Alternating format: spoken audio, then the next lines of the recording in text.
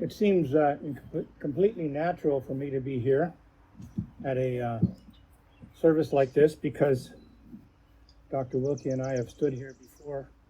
But when I was a kid, I came to every one of these. It was a time to see old friends. It was a time to show our respect and our love and to honor our parents and our family, our friends and our neighbors, because of course they were all in here. They were either above ground at the service or they were below ground being honored. I had to come to these services because when I was a kid, my great uncle Ken Cummins, who's Freddie's here and was her grandfather, he was the chairman of the board. And then later on, I had to come because my father was on the board. And then later on still, my Uncle Murray took over, and he was on the board. So it was a thing we had to do, it was a family thing. This is going to blow pretty bad, isn't it? Anyway, I'm pleased to be here. What started me on this journey, which I call the Millgrove Warriors journey, I should call it the Millgrove Warriors and Millgrove Defenders journey, was many trips through here looking at stones and trying to understand the history. And as Reverend Wilkie said, every stone here has got a story, and the stories are waiting to be told, but they're very hard to get at sometimes. But what really prompted me to push on with this thing was something that happened a few months ago when Ukraine was invaded out of nowhere. And I said to myself, where are we going to get our defenders? So I decided it would be a good idea to look back at our defenders from the past and to say a few words about some of them and a lot of words about many of them. The first group of people I want to talk about there are 5 in here in Millgrove Cemetery. These were people who, in their younger days, fought in the War of 1812. One of them was my great-great-great-grandfather, Daniel Cummins, over there under the big tree. The other was his son, John A. Cummins, who is the one who started the cemetery in the 1840s. And the other was his son-in-law, Joseph Van Norman, who's right up by the entrance there. The 4 of them were all in the 2nd Regiment of Gore Militia, and they fought in the War of 1812. And you might have heard about Isaac Brock, whose monument is down at Brock's Monument, is what we call it. He was traveling from the fort at Niagara-on-the-Lake up to Queenston, and he was recorded as saying, "Come on, you Yorkers, let's go." Some words to that effect anyway. He called them Yorkers, and he was talking about the people from around here because back then this was the western riding of York County. So our 4 people from Millgrove who are buried here were the Yorkers that Isaac Brock was urging to come on, follow him to Queenston and stop the American invasion, which they did. Yeah. The other fellow I want to honor is right in front of our tent over there. His name is Isaac Smith, and he's been pretty much forgotten. He was in the 5th Lincoln Regiment. He also fought, the 5th Lincoln fought an awful lot of battles down in the Niagara Peninsula. His stone is so old and so worn that you can't read almost anything on it, but it's there. And so we put a special flag for him. I put out little green flags and a red flag at the grave sites of those 5 War of 1812 soldiers. I could tell you lots more about them, but I'm not going to. We'll, for the time being, we'll say they're all really good people, but one of them's got a story. The next group of people I'd like to talk about are the pioneers. It seems that in the First World War, they needed people not just to handle guns and do the shooting, but to effectively do the building and do the moving and whatever. They called them pioneers. And a bunch of our veterans who are buried in here were pioneers. And the pioneers we now call engineers, but anyway, back in the start of the First World War, these pioneer battalions were very important. And now, of course, they're the ones that win the wars for us, the engineers that build the bridges and do what they do. The project I thought I would report, and Ron asked me to report about, and the project is to look at anyone with a strong Millgrove connection. And here's what the numbers show. From the War of 1812, we have 5 veterans we know of, and they're all buried here. None of their names are on the cenotaph. From the Boer War, which was the South African War, there's one fellow, George Van Norman, over there, and he fought in that war, and his name is also not on the cenotaph, and he doesn't have a military stone. In the First World War, there were a total of 40 Millgrovians who fought in that war. 14 of them are on family stones here, and 9 of them are on the cenotaph. That means they didn't come back. In World War II, there were 52 names from Millgrove. 25 of them are on family stones here. 2 of them are on the cenotaph. They didn't come back. From the Korean War, we have 1 veteran, but it's interesting, he's right over there. You can note, I put around this morning little red flags for all of these veterans, so if you run across a red flag, don't trip on it. There's an important person there. But one of those flags is just over here close by, and that's to a Canadian from Millgrove who joined the American forces, and he was a private first class, and he served in Korea. And the other fellow, I haven't quite, well, there's 2 others that are on family stones, and their story is, I haven't figured it out quite yet. One of them was in the Royal Battalion, Royal Garrison Artillery, rather. That signifies to me that he was probably actually a Briton who came over here after the war and was buried. That's all right, we include him. And the other is a young fellow who died only a few years ago, and he was quite young. He was born after the Second World War, and I haven't figured out his story yet, but his stone is right over there as well. The people buried here have stories, and there are categories I can put them in. A number of our soldiers from here were actually, they weren't brought up here, they were brought here. And it turns out that quite a few of our soldiers were actually homeboys. You've heard of British homeboys or the Bernardo boys. Bernardo was one of the charities that brought boys over to get them out of the slums of England and put them on farms. We have 1, 2, 3, 4, 5, 6, 7 homeboys who served that we know of. But I think there's another, at least 7 of the ones that I haven't actually found that they were homeboys. You have to find them on the ship that brought them over, and he's usually in a list of people who were brought over at the same time. 2 of these people I'd like to honor today, or 3 of them actually, and I have their pictures over there under the tents. My favorite uncle was Uncle Frank Mason, and Sylvia is here, daughter of Uncle Frank, and his brother Bert, and they're buried up in the news section up there. And Uncle Frank and his brother Bert were homeboys brought over from England when they were 11 and 12 years old, I think. And what happened to them is they were apprenticed to farms. They were put on a farm and said, good luck.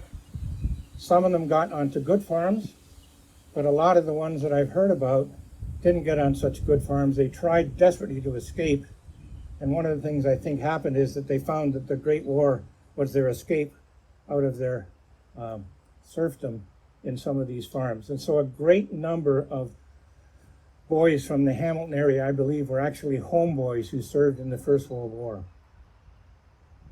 But we have another person who most of you will know, you might know particularly well, who was a homeboy in the Second World War. He was brought over. He didn't serve on a farm here, but he actually moved here later on, and his name was put on the honor roll at the church later on, and his name is Hibbard. And It was amazing to find his name on the ship. You could see when he came over and how old he was. He was shipped off to a farm in Durham County, and he then made his way back and started a career closer to Millgrove and finally moved to Millgrove. But his story doesn't stop there. He is one of Millgrove's most glorious veterans, I guess you could say, in many ways, because he is the only one that I've run across locally. Garth, correct me if I'm wrong, but he won the military medal, and that is a rare, almost as rare as a Victoria Cross, and for personal valor on the battlefield. And I understand from his family that he was very quiet about it, never mentioned anything about it at all. But I do have a picture over there of his medal rack, and there is the military medal sitting there. He's written up, there's a lot written about him. He became a regimental sergeant major, which is a great honor. And his regiment, of course, was the Royal Hamilton Light Infantry. I got that right, didn't I? And that, of course, is for many of us our favorite regiment. It's stationed in the armories in Hamilton. And for most of the boys from Millgrove, they were fed in first into the First World War and into the Second World War, into the local regiments, and then fed off into other regiments. And the local regiment early on was the Wentworth Regiment, and the Wentworth Regiment is recognized through the Royal Hamilton Light Infantry. It's no longer there, but the RHLIR. So the Rileys are remembered. Anyway, Regimental Sergeant Major Hibbard is a photograph of him over there, and I recommend you take a look at his medal rack. He is somebody for us to be really proud of. There were another couple that I want to mention, because they were on the other side of the military spectrum, if you like. They both joined up. Fred and Vera Ivy, probably lots of you know them. I certainly do, grew up with them. Fred was a corporal in the Royal Canadian Army Service Corps, and his wife Vera, she was Vera Duncan then. She was in the Women's Army Corps. She served out in the West Coast, and apparently quite a dangerous job. She drove an ammunition truck, and her job was to protect the West Coast, and she was based out of Fort Esquimalt. Fred's daughter has been talking to me a lot and sharing a lot of stories, and she said he never spoke, but he did tell his wife a few things, and she passed them on to Patty. And one of the things he said was after he was protecting the West Coast, he was sent over to England and then on to France, and he landed on the beaches just after D-Day, and his job was to pick up the dead. And you can imagine the stories, and you've seen the movies. That was a brutal, brutal place. And so a lot of these people came back, and they were very quiet, and you have a reason to understand now why they were so quiet, because they'd seen some awful things happening over there. Who's the other person I want to talk about? Oh yeah, one of my favorite fellows from Millgrove was Fred Greenland. He lived across the road from us. He was a wonderful man. For some time, he actually drove my school bus when I went to Dundas District High School. But he also was in business, and he became a counselor. But in the Second World War, I had no idea of this until one day when I was visiting over here. I took a picture of his license plate, and his license plate is over there. He's now passed on, but his license plate has got the little poppy on it in his red Cadillac. Do you remember Fred's red Cadillac? He's got the poppy on it. Now, Fred was a sergeant in the Royal Canadian Army Medical Corps. And those are guys who saw a lot of mayhem and did a lot of good. There's two people that I know, or there's three people buried in here, actually, who are remembered in here, who were in the medical corps. One is Fred, and one is, I can't remember, but anyway, the other one is remembered up in a big stone over there. His name is Mosier. Now, Fred was a sergeant, but Mosier, Heber Mosier, whose family came here in the summers all the time because he was a relative, and his parents are buried right over there. His name is on the back of their stone, He was a lieutenant colonel, and he ran the 11th Field Ambulance in France. And he was searching out the site of a new hospital, and a shell exploded overhead, and a piercing shrapnel into his skull, and he was felled, and he was put in to a cemetery close by. It's very close by to Vimy Ridge. If you've ever been over to Vimy Ridge, the cemetery is right behind there. And it's interesting because there's another young fellow who's remembered up on a grave up there, Elias Cummins. He served in that same war, and he took a bullet, and he was downed, and he's buried within a few feet of Lieutenant Colonel Mosier. And here we have Private Elias Cummins buried in the same cemetery, the same story. Elias was an infantryman. He was up there on the front lines, in the shells, in the trenches, doing the dirty work. Who else did I want to talk about? I think that's pretty much it, but what I suggested I was going to do is to report on the project. I'll tell you that there's 100 people from Millgrove. 47 of them are buried here. Lots of them are buried all over the place. We have, in this project, what we want to do is get their name, their full name, their birthday, the full birthday, the full birth, the day they were born and the day they died, where they were born, where they died, and where they're buried. So for most of the 100, we've got that kind of information. There's still a few names. We only have the names sitting on the honor roll over at the church. Name there, people that I haven't been able to place yet, but I'm hoping that some of you will help. And if we put the word out that the project is ongoing, we can get some of these people identified. Yeah, I think that's pretty much what I wanted to say.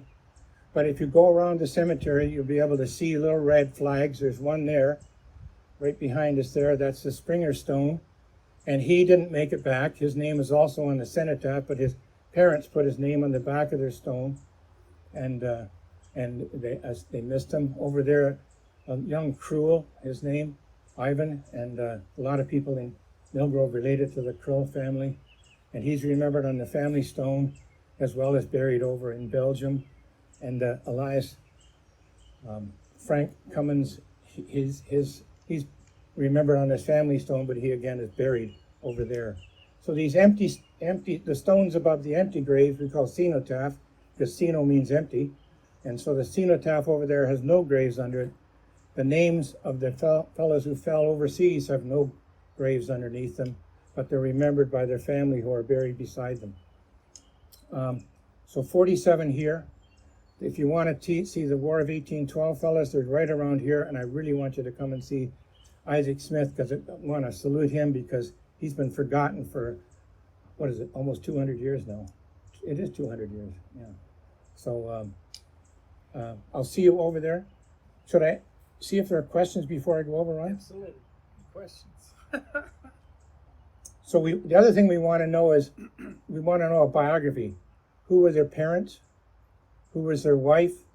And sometimes who their kids are. Some of the kids don't want us to know, but that would be great. So on many of these entries that I've started, we've got their parents' names and where their parents are buried, the wife's name and where she's buried, and the children, but they're not buried yet, most of them. And then we want to know where they were remembered. And the ones who are remembered in the honor rolls over at the church, there's two, one for the First World War and the other for the Second World War. We've noted them. The ones who are honored on the cenotaph, they're noted there under their memorial. And ones who are honored on a family grave in here, they're honored there as well. One fellow I want to talk about is Billy Black. I put something up on the Millgrove Facebook page about Billy. Now, he served before the First World War. I think he might have been in the Boer War in the artillery. But he has no stone here. And it's kind of strange that we have a country where the veterans don't get a stone. I thought all veterans got a stone. But anyway, so that's going to be one of my campaigns, is to get Billy Black a stone, because his father started Black's Corners and started the hotel up there, right at the intersection of Millgrove Side Road and the 6th Highway. And so that's a plug. Yeah. A question? Anyway, I'll be over there and we can have a good gab fest. I'm looking forward to meeting some of you. Ross, your father was the regimental sergeant major, and you're a well-known figure in Millgrove. You got your you became a minister out of this place. Sorry. Um, anyway, I'll see you there, and thank you very much for letting me report. We've got all of the Millgrove fellows. We know exactly where the graves are. Yeah.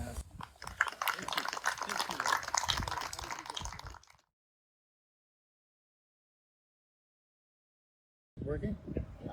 Why did I start it? The reason I started it is because I knew that my great grandfather was in the War of 1812, and there was no memorial of that. And his son John Cummins, who actually, when he was a very successful businessman, he had 5 mills up and down Mill Street in Waterdown. He died in 1861, and so all of those mills went to his sons-in-law, and so his name was lost to history. And the other one is Joseph Van Norman. I know he served. Joseph Van Norman and the Markle up here, they both volunteered for flank companies, and those companies were the most able-bodied and the most willing to fight joined up. You were either in the grenadier flank or the light flank, and 2 of these fellows signed up, they volunteered for flank companies. So I thought these should be remembered. But then when Ukraine came along, I just thought it's put a spur into me, and so I told Ron what I was doing, and he said I should report here. So that put a big spur into me. So we've got a lot of them covered, but there's still some people we don't know too much about. But any stories that you've got in the family for these fellows, we'd love to know about. Freddie, you've also got relatives, the Hewicks. There were 2 Hewick boys from Millgrove, and they both joined the Air Force. And there were 2 Drummonds, well, actually one a Morrison and another a Drummond. They both joined the Air Force, and one didn't come back. Hugh didn't come back.